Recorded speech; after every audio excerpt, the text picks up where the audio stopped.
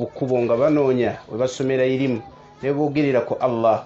Inna lillahi malaikatan sayyarata, Allah ina bamalayika abatambuzi ejubbuna turuqat, bayitambuli awali akakubo, yabhathuna an hilaqi ilmi wa majalis adh-dhikr, banoonya we basomera ddiini ne we boogerera kwani ku Allah. Nekyewuunyisa bamalayika boogera ku bantu bangi, mulimu abasajja oba mulimu abakyala abazinga ekibaleese siddalasa ne batuulawo okwo. Allah aga nti walahu kad gafartu, nabo mbasonyi. Saba Allah tabaraka wa taala atusonyiwe, saba Allah atuwe empeera y'eddalasa eno. Ekyo nga kiwedde, tusaba okusonyibwa kwammwe kubanga twabadde tulina okubeera mu ddalasa eno mu budde nga bukyali, naye babagambye nti emikolo tubadde na miki mingi, mwe mubadde meetings, mwe mubadde n'embaga nga ziwerako. Ezimu tuzeesazeeko era tugenzeeko mu mbaga etya emu, naye nga tulina okutuukiriza okubeerako mu ddalasa, tuleme kufuuyirwa mpeera ya kubanga tusonyibwa. Tusaba Allah tusonyiwe, tusaba Allah atuwijjana. Katwanukuleyo ekibuuzo kimu insha Allahu taala nga bwe bagambye, tukomaawo biidhinillah.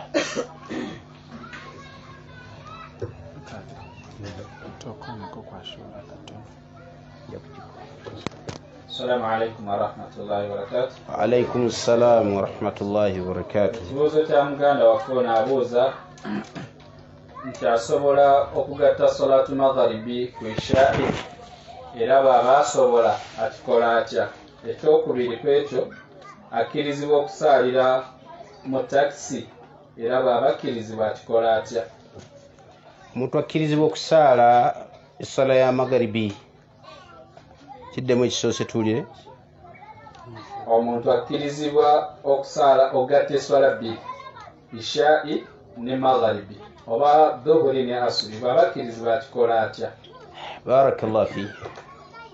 Okugatta essala ow'ekitiibwa Allah tabaraka wa taala yakikkiriza mu Qur'an, ne nabbi waffe Muhammad sallallahu alaihi wasallam yakikkiriza mu sunna. Amma mu Qur'an Allah aga nti wa idha darabitum fil ardi, bwe mubanga mukutte olugendo lwonna nga mutambudde mulagawa, falaysa alaykum junahu, temulina buki an taqsuru min as-salati, okusala kuki ku ssala. Eyo aya yali eyogera ku kusala kuki ku ssala. Wabula ekikwatagana okugatta kyajja nnyo mu sunna, hadithi ya Abdullah ibn Abbas radiyallahu ta'ala anhuma, yagamba mu sahihi Muslim, jamaa Rasulullahi sallallahu alayhi wa sallam bayna adh-dhuhri wal 'asri wa bayna al-maghribi wal 'isha min ghayri safari wala matar. Nabi sallallahu alayhi wa sallam yagatta wakati w'essala eya dhuhri n'eya asiri n'azisaalira wamu, n'agatta wakati w'essala ya magharibi n'eya isha n'abisaalira wamu, min ghayri safari, ng'ebitera okugassisa essala ng'olugendo si bye biriwo, wala matar, yadde enkuba bye byali bigassisa ennyo essala. Baamubuuza nti lwaki nabbi yakikola bw'atyo? Yaga nti arada alla yuharrija ummatahu, yayagala ummayo obutafuna buzibu, ti ne bwe tuba tufunye ddalasa ng'eno nga bijja tukalubiriza okubeera nga okusaala essala ya asiri ejja kutufuukirawo ekizibu, nga tuga nti zonna katuzisaalire ku dhuhuri oba katuzisike tuzisaalire ku asiri. Tukikola tutya? Ayagala okugatta, osobola okukola kye bayita jamu taqdim oba jamu ta'khir. Jamu taqdim kitegeeza okubeera nga tusika essala eya asiri ne tugisaalira ku dhuhuri, oba wakasaala essala ya dhuhuri bw'otippa n'okimirawo essala then n'osaala asiri, ekyo bakiyita jamu at-taqdim. Oba wakasaala essala ya isha ya magharibi bw'otippa n'okimirawo essala n'osaalirawo ki isha, ekyo bakiyita jamu at-taqdim. Ate jamu at-ta'khir kitegeeza tuakhiru dhuhra, okeereyesaako ku dhuhuri n'ogisaalira ku ki ku asiri, wa tuakhiru al-maghriba, n'obeera ng'okeereyesaako ku ki ku magharibi, wa tusalliha fil isha, n'ogisaalira ku ki ku isha. Akati omuntu alindamu naganta tujja kereesaamu dhuhuri ne mugisika ne mugisalirawo neki na asiri kikkirizibwa mu fiqihi era abawalimu batusomesa. Oba ogamba nti magaribi kangisike nja gisalira wamu neki neisha, ebyo bikwata nnyo abantu. Budde busobola okukwata mu kibuga eyo noga nti insha Allah obudde bwa isha nina buwanvu nja kuddayo ewaka nsaale lumu magaribi neki neishai. Busobola okukwata obudde bwa dhuhuri noga nti nja kudda ewaka nsaale lumu dhuhuri neki na asiri. Kasita olabanga ekiseera kya asiri kikugasa era omuntu ne bwafunirawo obuzibu, kuba omuntu agamba tulina ogiyisaawo kampiseewo ebbanja lya Mungu, kasita obeera nga mu nniya mwekiri tolina buzibu. Omubaka Muhammad sallallahu alayhi wa alihi wasallam yakiyigiriza era yakikuutira. Ekyokubiri, era ku nsonga eyo yemu yennyini tukkirizibwa omuntu okubeera nga agatta essola mu biseera eby'olugendo. Omuntu wabeera nga alina olugendo okkirizibwa okugatta essola mu ngatta yemu yennyini, wabula alina olugendo bw'obanga onaagatta okkirizibwa n'okusalako ku ssola ez'eraka emmeka ennya. Bw'eba essola ya dhuhuri okkirizibwa okusaala mmeka era ye sunna entuufu. Essola bw'ebeera ya asiri osaala nnya, essola ya ishai essola ya asiri osaala mmeka n'essola ya ishai mmeka. Essola zino wammanga tebazisalako. Essola ya magharibi tebagikola tebagisalako. Waliwo gwe nalaba nga ye ne maalibi agikola maalibi tebagisalako. Basiraamu abakyala bali eyo essola ya magharibi tebagikola nabwe kiti essola ya subhi tebagikola tebagisalako. Ezo zo zisigala nga bwe zikola nga bwe ziri. Barakallahu fikum. Bwembanga tankulembeza eriwa ku zombi, bwembanga tankulembeza sola yasoose, essola zitambulira mu arrangement. Hadithi weeri eyogera ku ekyo nga nabbi waffe Muhammad sallallahu alaihi wasallam olutalo lwali ghazwatu Khandaq, abatali basiraamu abashiriku babayisa bubi. Okumanya babayisa bubi, essola ya asiri ne batagisaalira mu budde bwayo. Faja'ala Umar ibn al-Khattab yatandika yal'anu al-kafara nga bwakolimira Allah bakolimire tetusobodde na kusaala sala ya asiri ng'enjuba egwiridde ddala.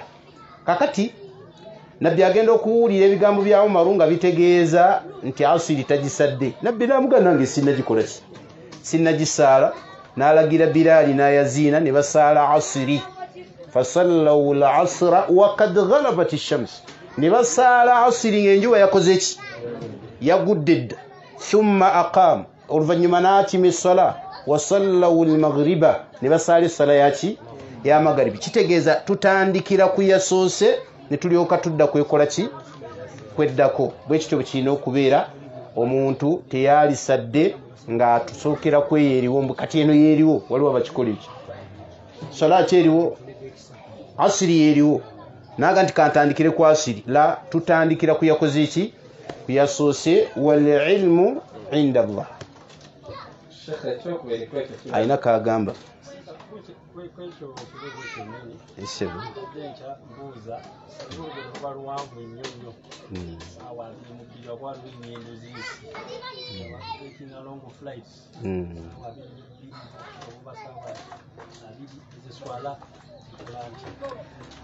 omuntu singa olugendo luwanvu akola atya?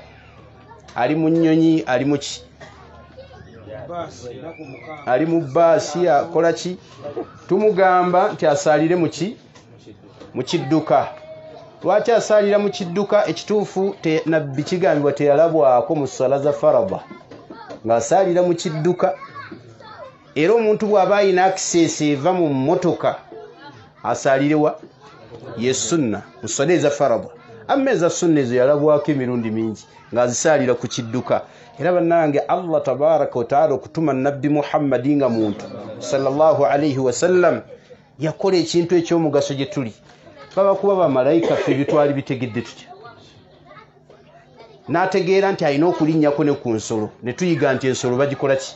Bagisaalirako. Kati abawali bagamba nti bwe wabanga tewali hiila, toyinaawo mbeera yonna esobola kubeera nga ova mu kukidduka obudde bujja kuyitangaawo saalira kuki saalira ku kidduka saalira mu nnyonyi saalira mu mmotoka tusaalira tutya mu mmotoka gwe kasoobaza nti kibula kiri luddawa ne bw'otunulayo omulundi gutya ebisigadde gwe tambulirawo ekitiibwa Allah tabaraka wa taala walillahi almashriqu walmaghrib wekitiibwa Allah tabaraka wa taala magharibi ne mashriqu we fa aynama tuwallu fa thamma wajhullah yonna gyoba otunudde Allah gyali kitegedde Qur'ani bwegamba kati mu mbeera efaanana bw'etyo ebeera daruri ensonga ey'okubiri ku muntu oyo ali mu kidduka yusalli imaa asaala alaza buki bulaza naye yukthiru al-imaa fi sujudi ayitirizaamuko nnyo okukutama nga akoze eki ng'agenda ku sujudi okuvunnama kitegerekese bannange osaala olaza bulaza wabula bw'oba ogenda wansi oyitirizaamuko nnyo okukola ki okulaza wallahu ta'ala alam Shekhe ndowooza ekyagadde ekyokubiri kyekyo abadde abuuza ng'ali mu kidduka so ndaba ng'ekiddiddwa tweyanzinge kakati kino nakyo wammanga tukyogereko katono nnyo ogamba ki muzeeyi waalaikum ssalamu warahmatullah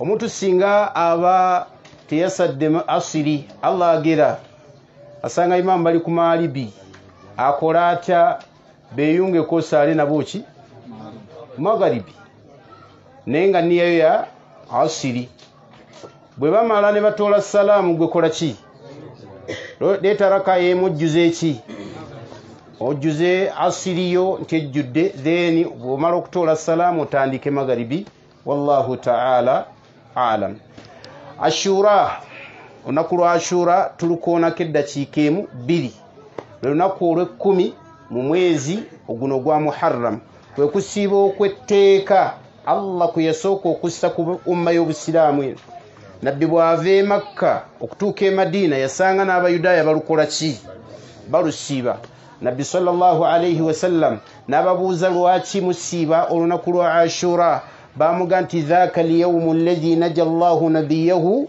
Musa alayhi salatu wassalam min aduwihi Fir'auna lwe lunaku Allah lwe yataasirizaamu nabbi we Musa ku mulabe waani Fir'auna nabbi n'aga nti nahnu awla bi Musa minkum ffe tuli okumpi ennyo ne Musa okusinga mmwe abaki abayudaaya nabbi n'alagira abasiraamu okutandika okusiiba olunaku lwaki wallahi ffe tuli okumpi ne bannabbi bonna si Musa yekka si Yesu bonna bwe tunuulira Allah bwe yagamba mu Qur'an ku Ibrahima alayhi salatu wassalam yakati inna awla nnasi bi Ibrahima lallazina tabauhu wa hadha an-nabiy wallazina amanu ku Ibrahima alayhi salatu wassalam abantu abali okumpi nani Ibrahim buli yenna agoberera Ibrahim wa hadha an-nabiy nono mubaka Muhammadi wallazina amanu namu abasira